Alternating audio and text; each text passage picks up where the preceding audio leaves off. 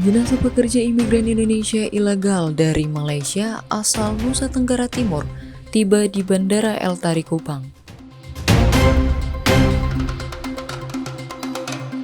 Polda Nusa Tenggara Timur dan Keimigrasian Kota Kupang berhasil amankan pelaku perdagangan manusia.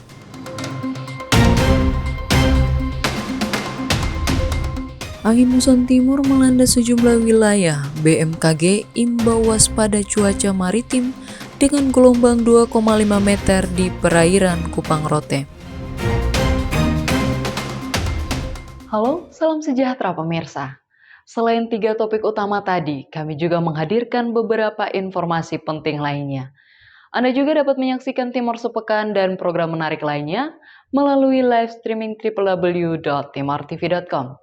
Bersama saya, Novita Lelukenda, selamat menyaksikan Timor Sepekan di Timor TV. Ini TV Ketong.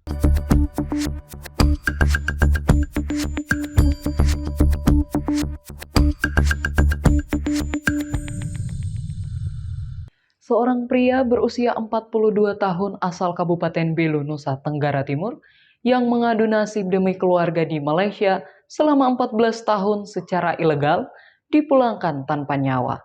Berikut informasinya. Seorang jenazah pekerja migran Indonesia PMI non-prosedural atau ilegal asal Nusa Tenggara Timur dideportasi dari Malaysia dan tiba di Bandara El Tari Kupang pada Sabtu 18 Mei lalu. Jenazah atas nama Daniel Malitalo berusia 42 tahun yang berasal dari warga Dusun Weutun, Desa Umaklaran, Kecamatan Tasifeto Timur, Kabupaten Belu ini dipulangkan setelah 14 tahun menetap secara ilegal di Malaysia. John Gonsalves yang merupakan paman dari korban mengaku keluarganya syok saat mendapatkan pemberitahuan dari perusahaan tempat korban bekerja.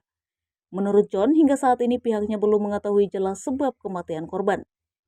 Jenazah kemudian diantar ke kampung halamannya menggunakan ambulans yang disediakan oleh Badan Perlindungan Pekerja Migran Indonesia atau BP2MI untuk dimakamkan. Ya mungkin satu malam baru masih bikin dia punya kurang, ini satu malam baru besok. Ini malam ini tidur dulu, besok baru ini hari baru bikin dia kurang toh.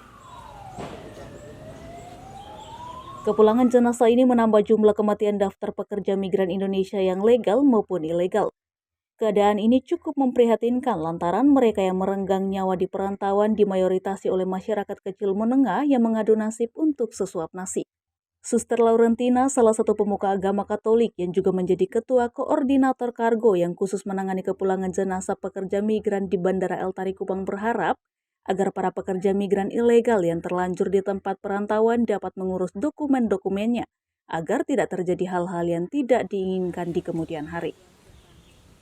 Pekerja migran yang sudah terlanjur di negara penempatan, ya mereka semoga mereka juga dapat mengurus dokumen-dokumen itu sehingga ketika ada sesuatu hal mereka bisa di-cover oleh negara.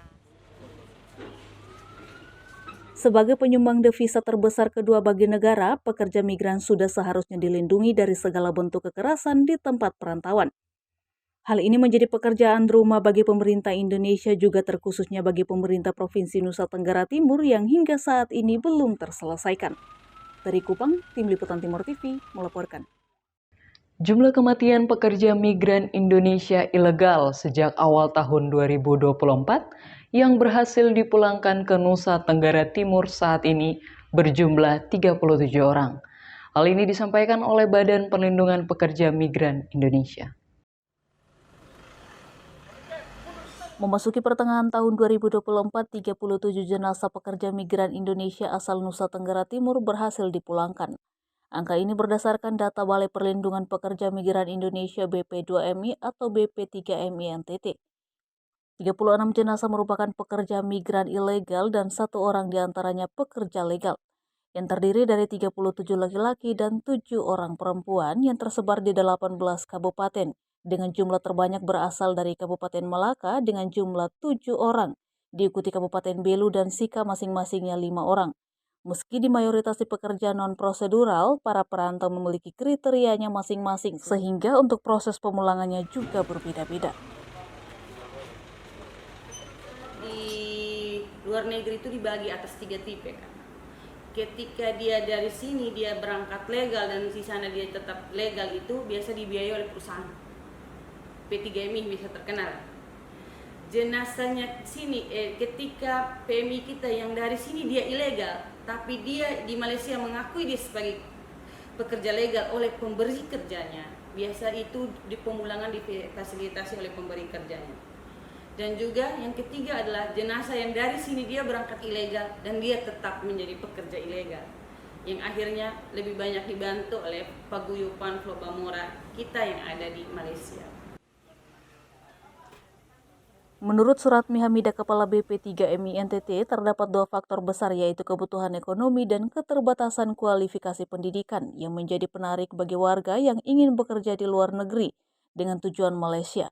Hal ini menjadi tuntutan besar bagi masyarakat dan juga menjadi momok tersendiri bagi negara untuk memberikan perlindungan dan pekerjaan bagi masyarakat di Indonesia, terkhususnya di Provinsi Nusa Tenggara Timur. Penariknya karena uang di sana mudah. Satu-satunya negara di dunia tidak mengukur kompetensi, Malaysia deh. Yang berikutnya saja gaji 5 jutaan kalau diuangkan Indonesia sekarang. Maksudnya mereka merasa dapat uang lebih mudah. Sebagai bagian dari warga negara Indonesia, negara sudah seharusnya memainkan peran yang lebih krusial untuk menyediakan lapangan kerja. Hal ini menjadi solusi untuk mengurangi pekerja migran ilegal. Dari Kupang, Tim Liputan Timur TV melaporkan. Dewan Perwakilan Rakyat Daerah Provinsi Nusa Tenggara Timur sebut maraknya kasus pekerja migran Indonesia legal maupun ilegal asal NTT disebabkan oleh kurangnya lapangan kerja dan sosialisasi kepada masyarakat. Seperti apa kejelasannya? Berikut kami tayangkan untuk Anda. Menyikapi persoalan maraknya pekerja migran Indonesia asal Nusa Tenggara Timur baik yang legal maupun ilegal dengan jumlah kematian mencapai 37 orang, anggota Dewan Perwakilan Rakyat Daerah Provinsi Nusa Tenggara Timur Emalduel Koldovus Leti menyayangkan tragedi ini. Ia menyampaikan kejadian ini menjadi pukulan bagi seluruh lapisan masyarakat, lantaran pada beberapa wilayah NTT merantau merupakan tradisi untuk meningkatkan taraf hidup. Selain itu, masyarakat memilih merantau lantaran masih kurangnya lapangan kerja, namun minimnya perlindungan bagi warga. Kalau di Flores, orang merantau itu sebagai sebuah tradisi di beberapa wilayah, misalnya Flores Timur atau di Sika dan Ende.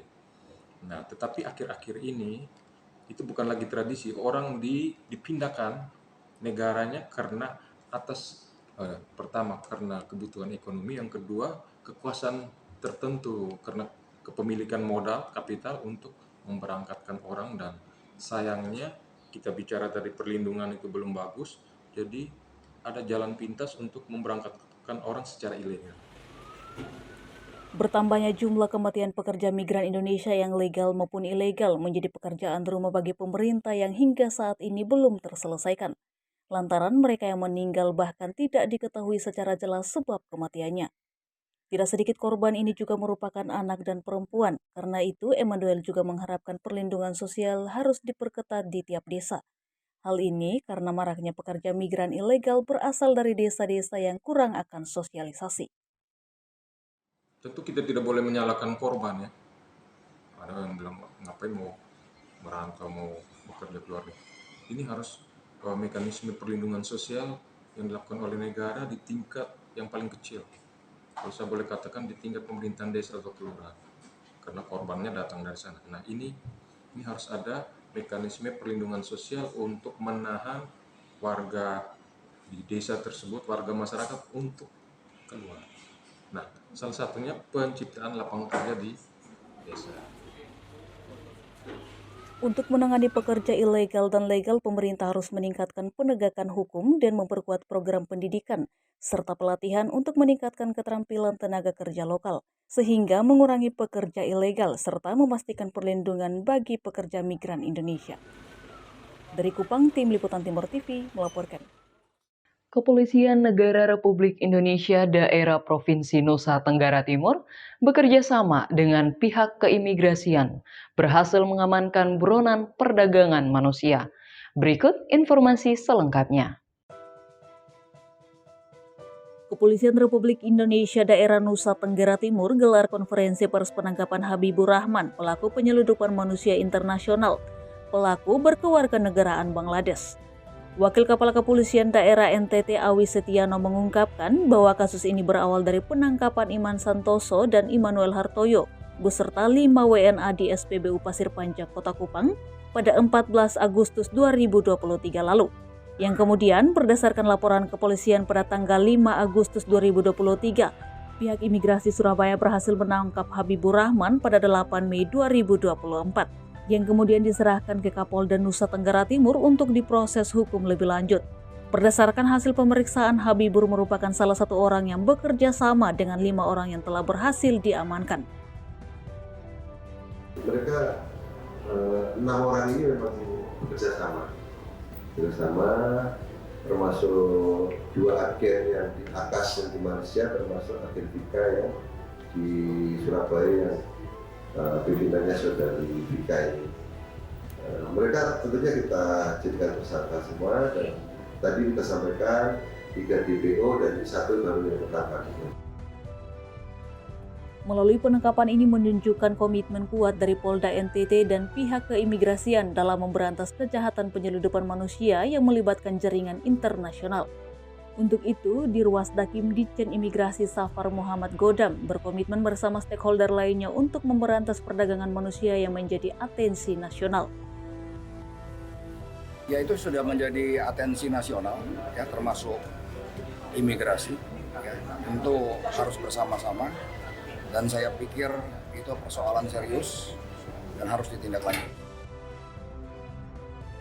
Dalam upaya tersebut diharapkan kerjasama ini terus berlanjut agar dapat memberantas kasus tindak pidana perdagangan orang, serta dapat memberikan perlindungan bagi para korban dan mencegah terjadinya kejahatan serupa. Dari Kupang, Tim Liputan Timur TV melaporkan. Pemirsa, usai jeda kali ini akan ada informasi terkait angin muson dan gelombang tinggi di perairan Laut NTT. Tetap bersama kami.